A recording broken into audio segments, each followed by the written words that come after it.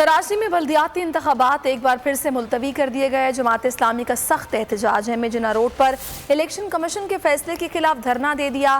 حافظ نعیم الرحمان نے کہا کراچی کی عوام کی رائے تبدیل ہوئی ہے تو ایم کیو ایم اور پیپلز پارٹی الیکشن کمیشن کو یرغمال بنا رہے ہیں، حکومت سندھ کو بھاگنے نہیں دیں گے۔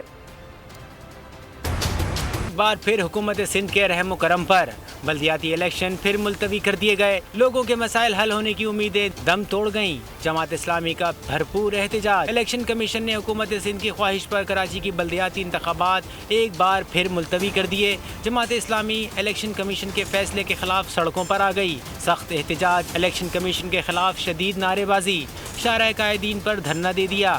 امیر جماعت اسلامی کراچی حافظ نعیم الرحمان کا شرکا سے خطاب۔ الیکشن کمیشن آف پاکستان نے صوبائی حکومت کی ایما پر افسوسناک فیصلہ کیا۔ کراچی کے 3 کروڑ سے زائد عوام کے حقوق پر ڈاکہ ڈالا گیا ہے۔ الیکشن کمیشن کے اس عمل کی مذمت کرتے ہیں اور جمہوری حق کا استعمال کرتے ہوئے عوامی مزاحمت کریں گے۔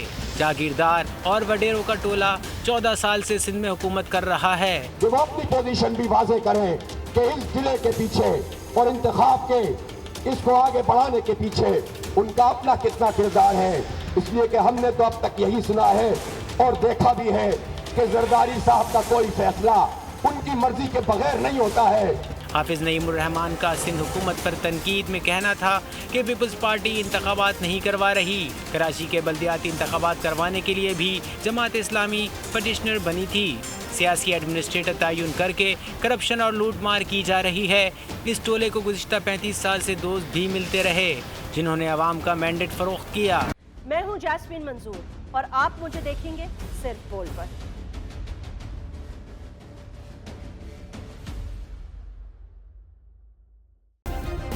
سبسکرائب کریں اور بیل دبائیں تاکہ کوئی خبر رہ نہ جائے۔